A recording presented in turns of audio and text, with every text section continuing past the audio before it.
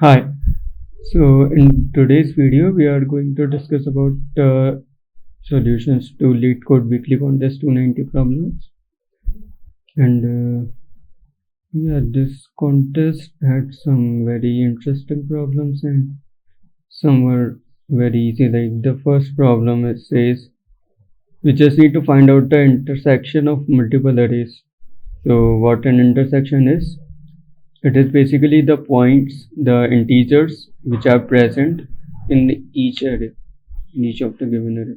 So like in this case, since this 3 is present in all the 3 arrays, it will be returned, and as well as this 4 is also present, we will return 3, 4.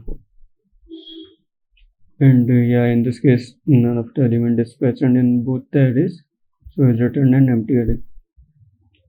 So if we just analyze the constraints here, we can solve this problem very easily. Like the constraints are not at all tight. The length of the number of arrays can be up to 1000 only, and here they are saying that the sum of num_psi dot length is less than 1000, so that means there cannot be more than 1000 integers overall. And yeah, and this constraint is also very important. I solved a problem using this one only. So any integer which is present in the array will be no more than 1000. So yeah, I just used that thing. First I sorted all the arrays, as that will help me later when I will check for each integer from 1 to 1000 if it is present in any one of the array. If it is not present in any one of the array, then we will just break here. But otherwise, we will keep on searching for it in each of the array, and we will increase this pointer, which is k. So if at the end k is equals to num.size, that means it was present in each of the array, and we will just push back I into the answer. So that means font size width. Yeah. So then we will push back I into the answer, and at the end we'll just return this array. So the overall time complexity of it would be big of, here we are searching for 1000 integers into n, which is the length of the nums array, log n for the binary search operation. So yeah, this one was, I would say, a easy problem. We can do it using brute force approach only. Let's jump to the problem number 2. Problem 2 is count lattice points inside a circle. As you can see that the problem name is explaining a lot about the problem. We are given a 2D integer array circles where circle size is x, y and r, where x, y is the center of the circle and r is the radius. And we need to return the number of lattice points that are present inside at least one circle. So if a point is present in any of the circle, we will increment our answer. Yeah, and this is some note that a lattice point is a point with integer coordinates. So only the integer coordinates 1 points will be considered, and points that lie on the circumference of the circle are also considered to be inside. Okay. So yeah, here you can see that they have shown a diagram. Circles 2, 2, 1. So this is the center and 1 is the radius. And here you can see this one 1, 2, 2, 3, 3, 2, 2, 1 and 2, 2. These 5 points lie inside the circle, so they are returning 5. Similarly, in this case, center is 2, 2, radius is 2. 5 points lie inside the circle, and 5 points lies inside this circle also. Sorry, inside this circle 1, 2, 3, 4, 5, 6, 7, 8, 9, 10, 11, 12, 13,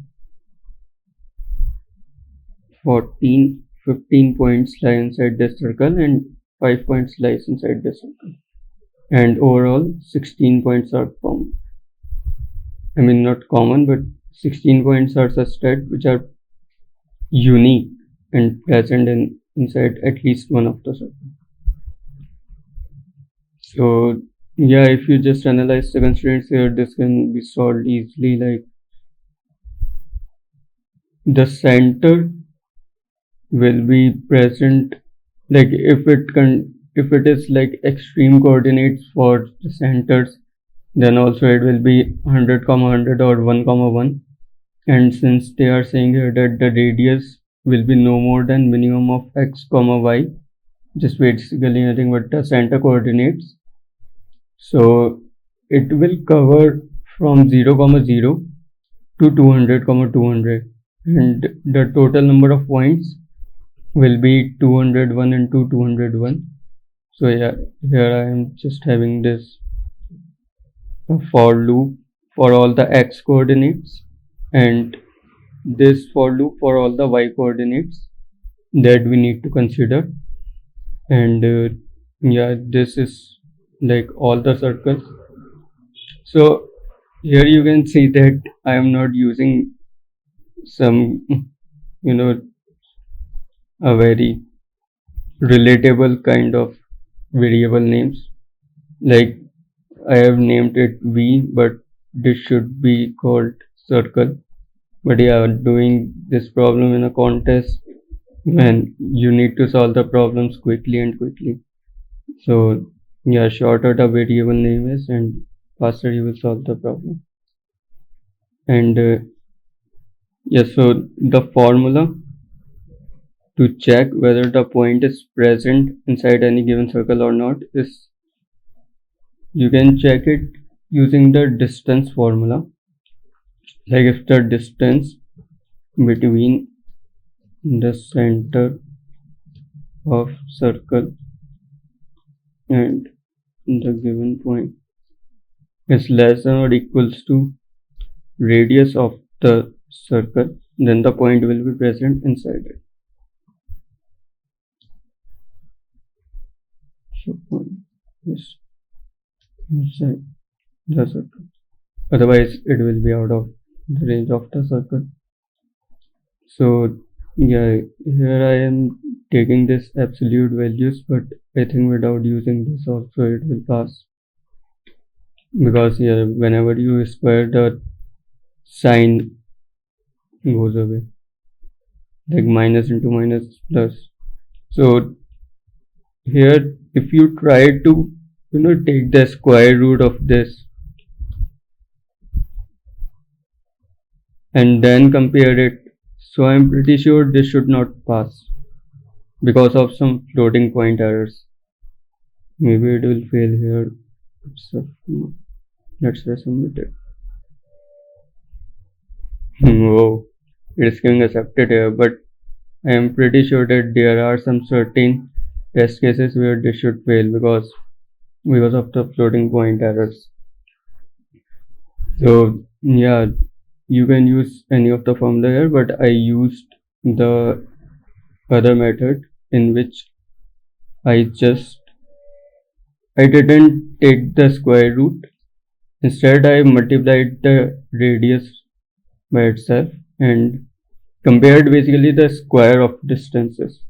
So if it is less than the radius square, I am incrementing the answer. At the end, I am returning the answer. And this side is nothing.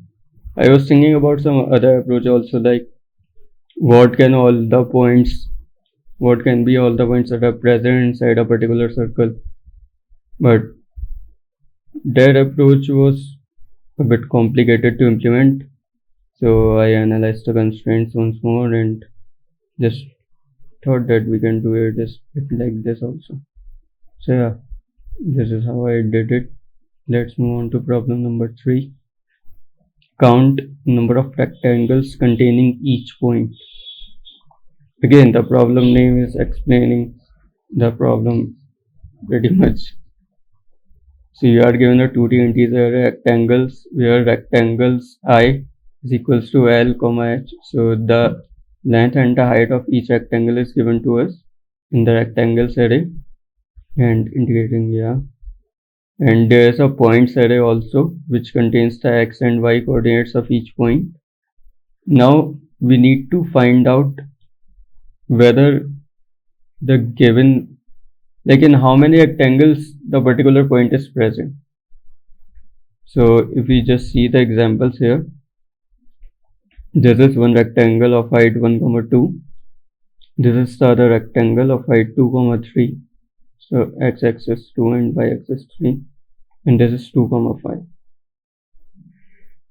And the point we are checking is 2, 1. So 2, 1 is present here.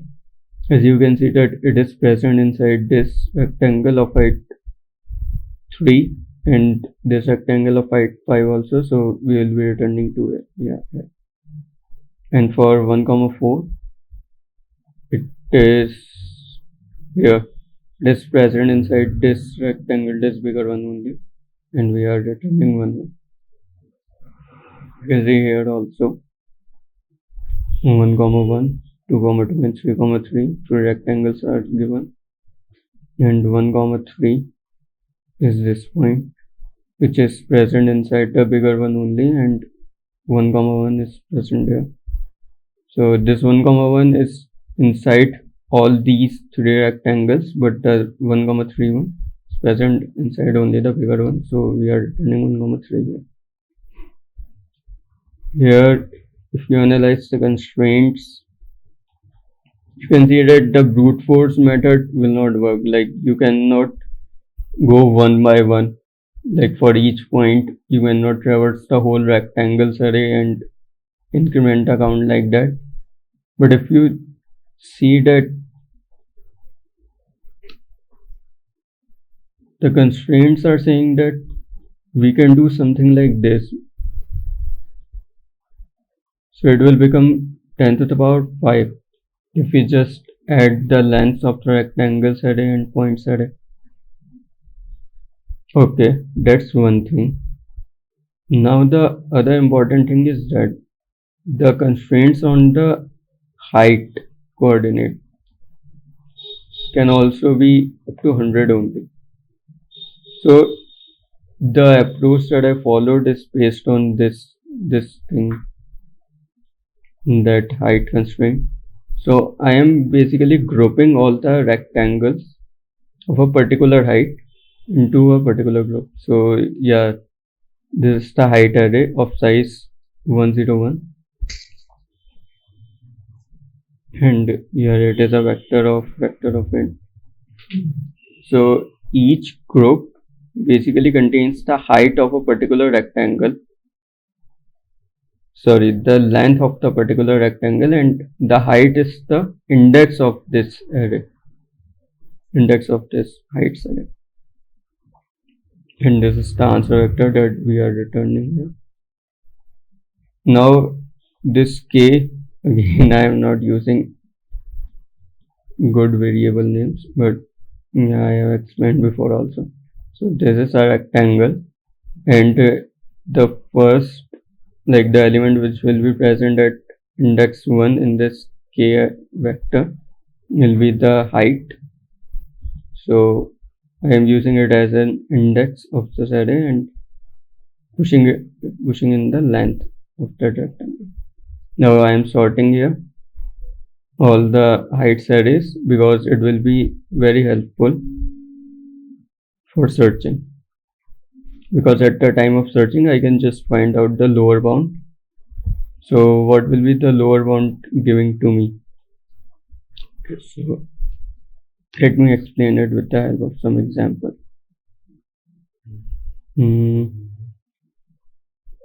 Yeah, so let's take this one example. Rectangles are these.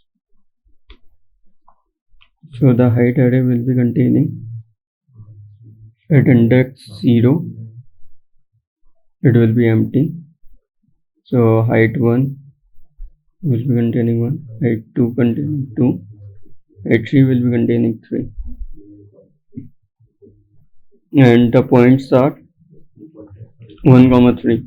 So for the point 1 comma 3, I will be traversing all the height arrays of index 1 or more than 1. So this is index. So let me give index. This is index 0, index 1, index 2 and index 3. So for 1 comma 3, I will be going for 1, 2 and 3. So these 3 will be checked, and since 1 comma 3, so for 1 comma 3, the height is 3 and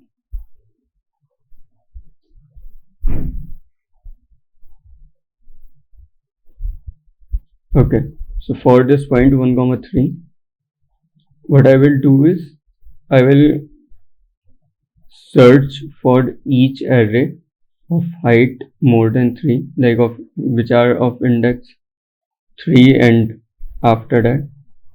So if it contains length 1 or more, I will just find out the number of elements which are more than 1 and will be adding that to the answer. And at the end, I just need to return that answer. So in this way we can solve this problem. Problem 4 is number of flowers in full bloom.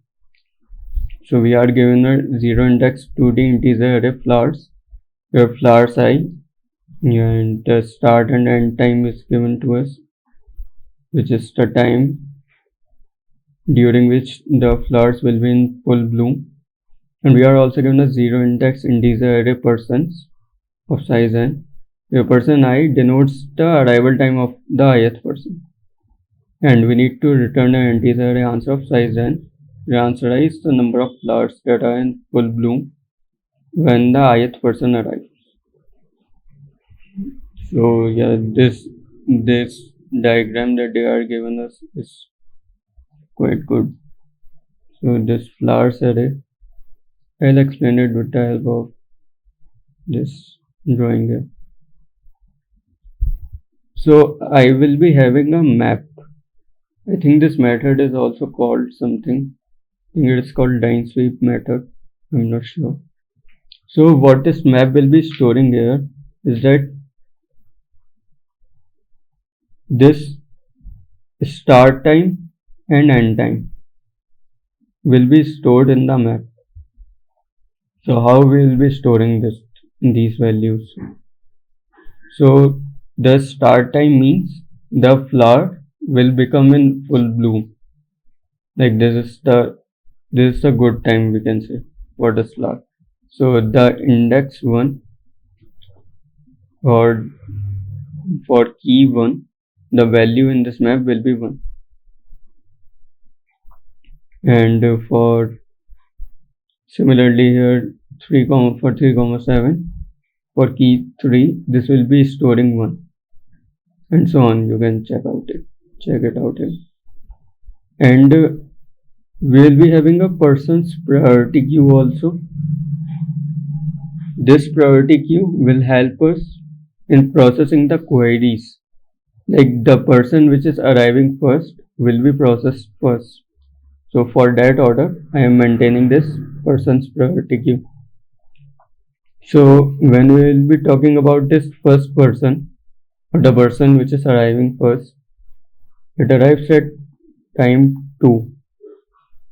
So the other pointer, the flower's state pointer, will be incremented until it crosses 2. So when it crosses 2, I will stop here and check out for the next person. So like when we will be visiting these two key values 1 comma 2, I will have a temp variable which will sum up all these values. So like some prefix of this map's key values will be stored in that temp variable. So for this person 2, you can see that only one value is present here. I will be having one for this thing. You can see that output is also 1. for person 3, the person which is arriving at time 3, we will sum up this value also into the temp variable, so it will become 2. I think I can type.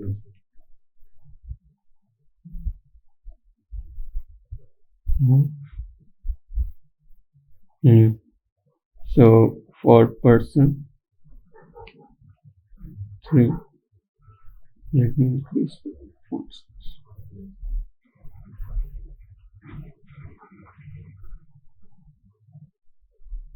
So the person which is arriving at time 3 will have 1 plus 1 equals 2. So this just means that 2 flowers are in full bloom. Now similarly for person which is arriving at time 7, so if I sum up all the values till 7, it will become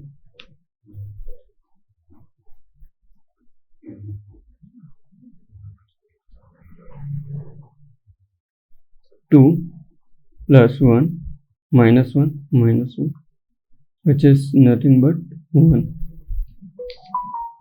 Similarly for person arriving at time 11, it will become 1 plus, it will be 1 plus 1 only, which will be 2. 1 for this 9 value.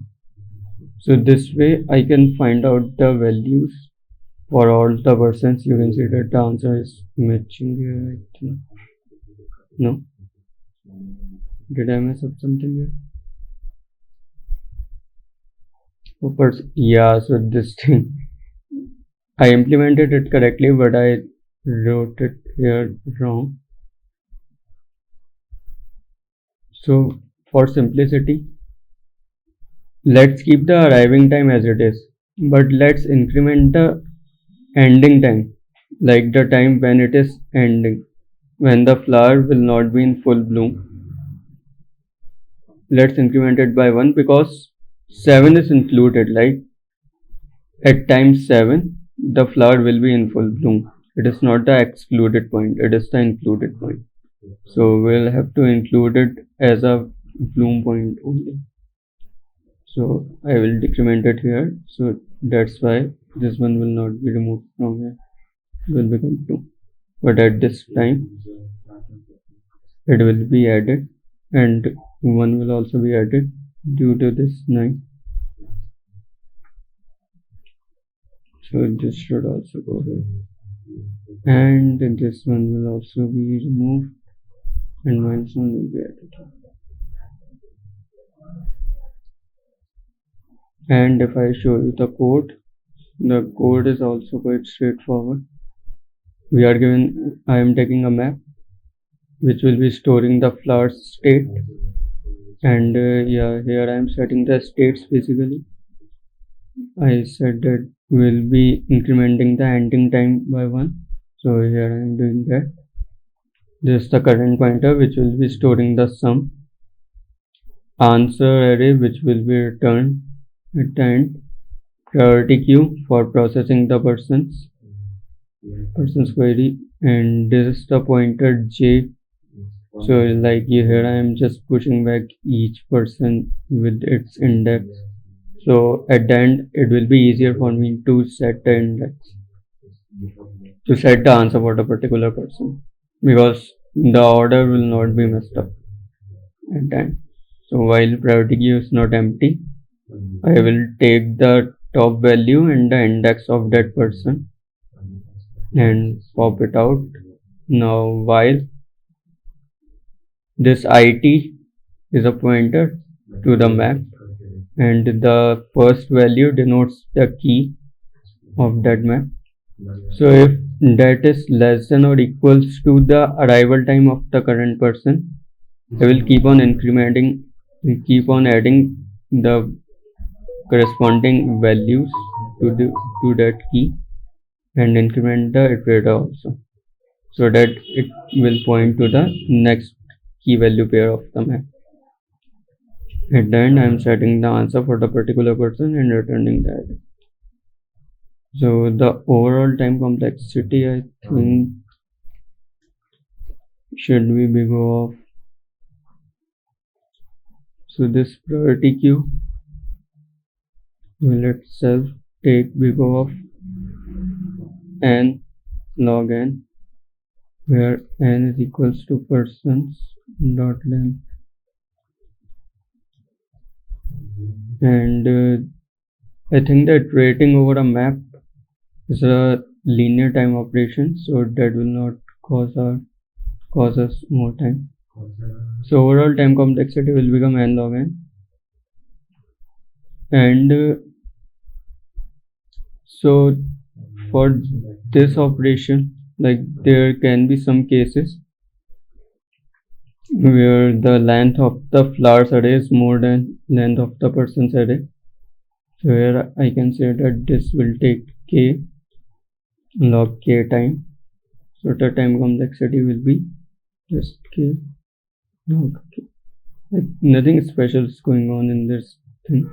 We are just adding all the flower state to the current variable, and yeah, overall time complexity will be the summation of both these values. So this contest was quite good for me. I did, I think, reasonably good here. 28 minutes to solve all the problems. Positive 67 delta. So yeah, thank you, and I'll see you in the next video. Bye.